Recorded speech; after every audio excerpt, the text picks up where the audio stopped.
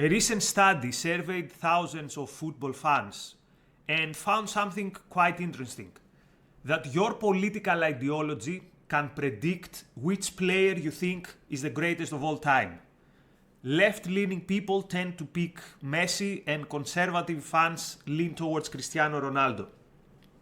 And for me, this is another exhibit that this whole Messi versus Ronaldo debate is interesting, and it's about more than just football. This debate tells us a lot about the way people form their views and how they form their views, again, not just in football, about other important topics. And this is why in this video, I claim that you should care about this Messi versus Ronaldo debate and you should keep an eye on it, even if you have never watched a football game in your life and even if you couldn't tell the difference between a football ball and a watermelon. Because the Messi versus Ronaldo saga reveals our modern relationship to truth, and it exposes the broken thinking system of our culture. And if you want to see what I'm talking about, just spend 5 minutes these days on football Twitter, particularly now that the World Cup is taking place. The way the schedule is, Messi plays the one day, Cristiano plays the next day, and you will see it everywhere. It's a festival of stupidity, it's a festival of low intelligence. Like Ronaldo scores a goal, and then you'll see the Messi fans saying, oh, but Messi still has more Ballon d'Ors. Or Messi delivers a masterclass, and the other side will fire back, oh, Messi is not as good because he scored on 5 World Cups, but Ronaldo has scored on 6 World Cups, and this makes Ronaldo the greatest. Or the other day, Messi missed a penalty. The timeline was flooded with laughing emojis. Haha, Ronaldo would never have missed. Or whenever a referee makes a call in favor of Messi, it's because FIFA supports Messi and everything is rigged for Messi to win.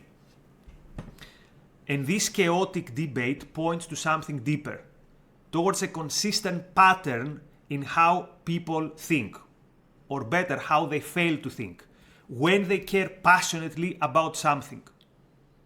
And there are various ways that this pattern, which you can also see it in politics, you can see it everywhere, there are various ways that this pattern shows up in this football debate.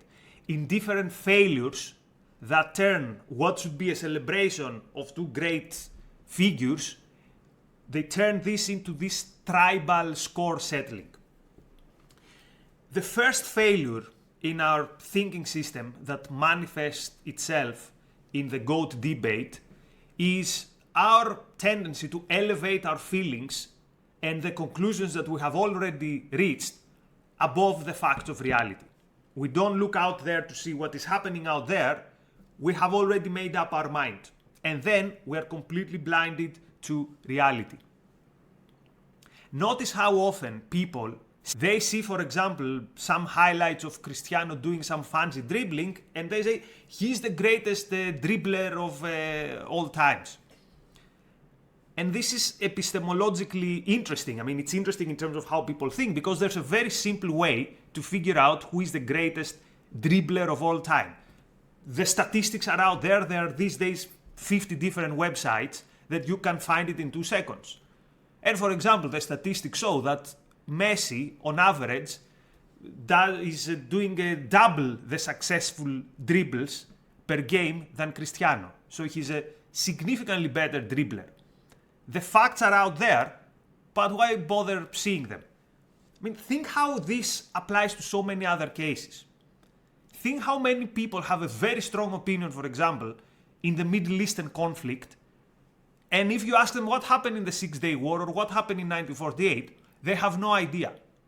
But it takes like 2 minutes to go and check it on a basic level on Wikipedia.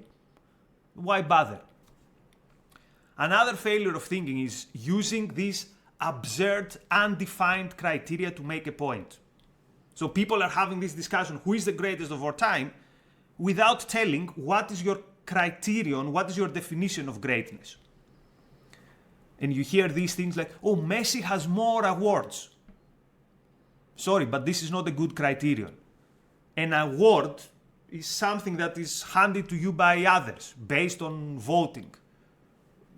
People, God knows how, based on what criteria they vote. It is not earned on the pitch. Messi might be the best, but it's not because he has the most awards. Like, there are legends of the game, like Paolo Maldini and Xavi and Iniesta. They've never won the Ballon d'Or. But Cannavaro and Figo and Mike Lowen have won that prestigious award. Does this mean that Figo is better than Iniesta? So you see, this is not just a football debate. My point here, my point of concern is, how on earth do people reach their conclusions? Because if they reach their conclusions on football based on these very flimsy criteria, they do the same, they carry the same mindset in more important areas in the rest of their life. How they vote, how they evaluate cultural figures, politicians. Like, if this is how you make up your mind on football, you will have serious problems out there in your life. Or another thing that I find particularly revealing. Notice how people cherry pick statistics that are completely out of context and statistics that could collapse under scrutiny by a 12-year-old with some grains of mind. I mean, the stuff I've seen around these days, it's everywhere on Twitter. Ronaldo is the greatest of all time. Why? Because he has scored more international goals than anyone. Okay, then is this your criterion? Who has scored more international goals? Then, for example, by this logic, Robbie Keane is a better footballer than Johan Cruyff or than Maradona because he has scored more international goals. And again, this is not just football. Think about how people talk about, let's say, income inequality. It's like, oh, Elon Musk is now a trillionaire, therefore this shows that capitalism is unfair. How is the fact that some people make a lot of money, how is this making any claim on what is the lot of the poorer people? The fact that someone makes more money doesn't mean that now you are poorer. Like, you are using a statistic in a way that doesn't prove anything. Or this other criterion, like, who has more Champions League titles? Cristiano has more Champions League titles, therefore he's better than Messi. Okay, then by this logic, Casemiro is much better than Zidane. He has more Champions League titles. By the same logic, by the way, if we go to the NBA, Robert Horry has more titles than Michael Jordan. Most of you probably have never heard of Robert Horry. Then, does this mean that Robert Horry is a better player? So, football is a team sport. You don't win by yourself. And maybe in a final, a penalty goes in, or it hits the post, or the goalkeeper makes a great save. What does this tell us about reality, about who is the best footballer, which means who does more important things on the pitch? This has very little to do with how many titles you win. So you see, this is using factual information not to make sense of the world, but to bend reality according to what you have already decided that is real. A third failure is treating the event, football, as just raw material for social performance, for scoring tribal points. What do I mean? Example. Yesterday, Ronaldo scores 2 World Cup goals at the age of 41. This is absolutely amazing. And yet you go on Twitter, so many people, the grandeur of the moment barely registers to them. What registers is the opportunity to turn towards the other side and demand a reaction. What do the people who yesterday said X, what are you saying now? How sad is this, right? You are actually missing history which is happening in front of your eyes to think about what this idiot wrote yesterday. So the question is not, what have I just witnessed? The question is, how does this make the other tribe look? What reaction should this produce in the enemy tribe? And again, it's football, who cares? But notice how this goes beyond football. This points to something which is a very prevalent term, very prevalent trend these days. It's what I call contrarianism. Contrarianism means you base your worldview not on what you actually see and what you actually judge, but you base your worldview on this other team, this other group, this other tribe, and your point of reference is whatever they stand for, I will stand for the opposite. In order to piss off the leftists, I will back Russia and not Ukraine because the libs like Ukraine. There are all these influencers who support Russia for no other reason, not because of any honest assessment of reality, but because it's the position that makes the other side uncomfortable. So again, like in football, the content of reality, what actually happened, in this case in Ukraine or in football on the pitch, that is irrelevant. Reality is just this raw material for my tribal performance. And this leads us to the fourth failure in good thinking, which is to focus on the negative, as opposed to focusing on the celebration of the positive.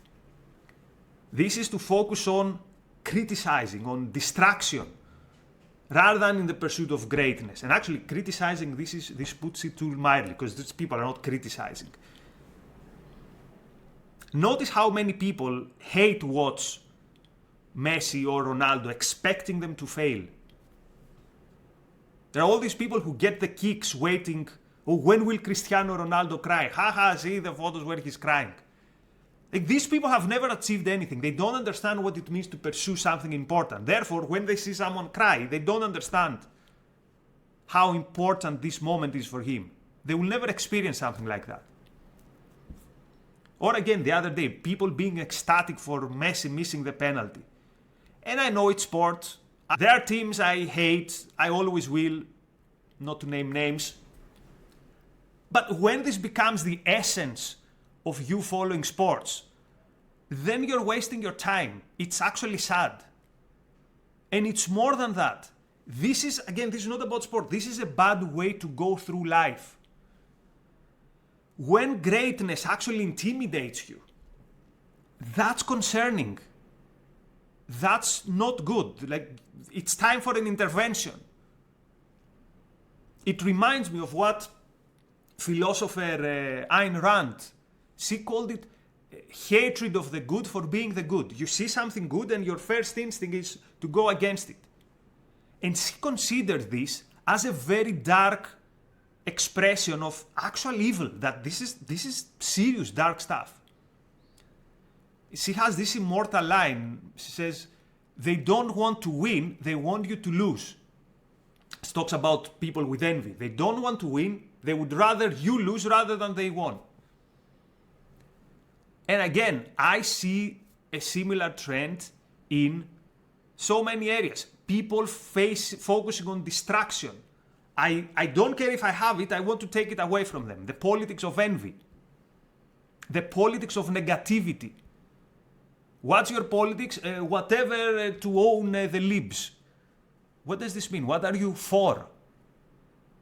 Or free Gaza. Okay, free Gaza. Let's say Israelis all live for Gaza. Then what? What's your positive vision? I hate the rich.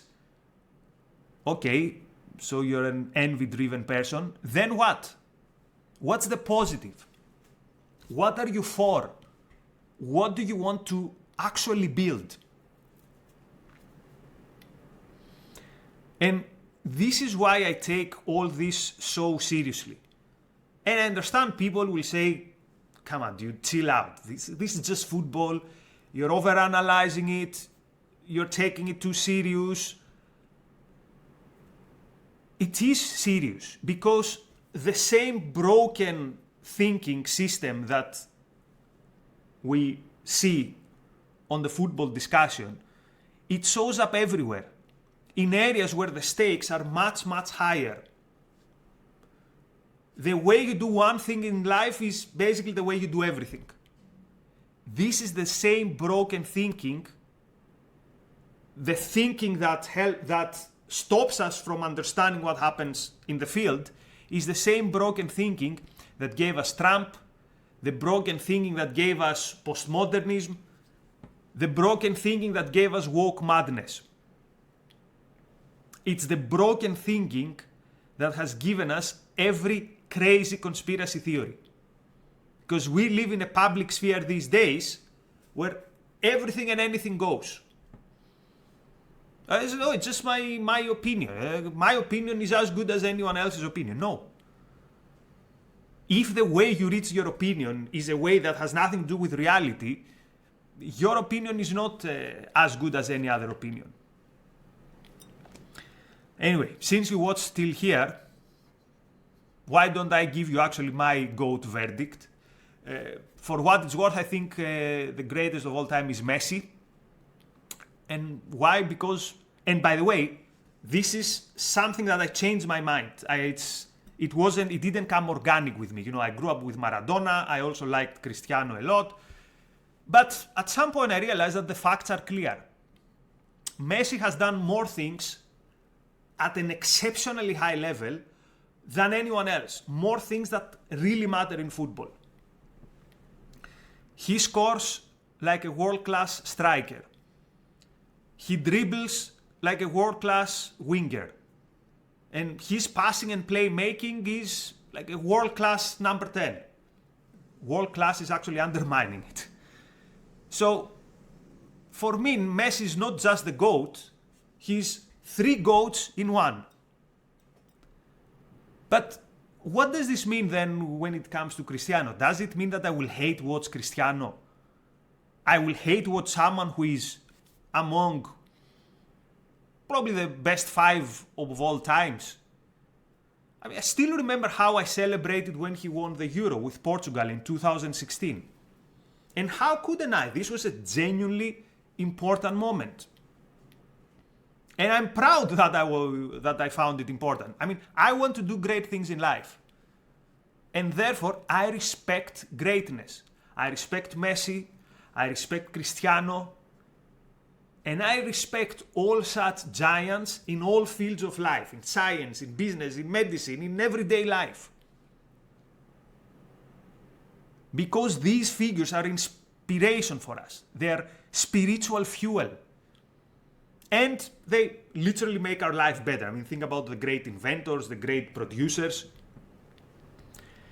And how lucky we are to witness Messi and Cristiano for 2 decades now. And I truly cannot understand, how can you focus on anything else rather than this greatness? You see this greatness as, haha, he missed the penalty, or haha, he didn't score and now he's crying. Really? So to finish, my point in this video is not go out there and pick fights on who the GOAT is, or now I passed the party line, Messi is the GOAT. No. This video is an invitation for all of us to take not just football, but life more seriously. Try to understand what is happening out there with facts, with using a proper method. The GOAT debate, the debate on who is the greatest, manifests itself not as a football issue. For me, first and foremost, it's an epistemological issue. It's about how we think.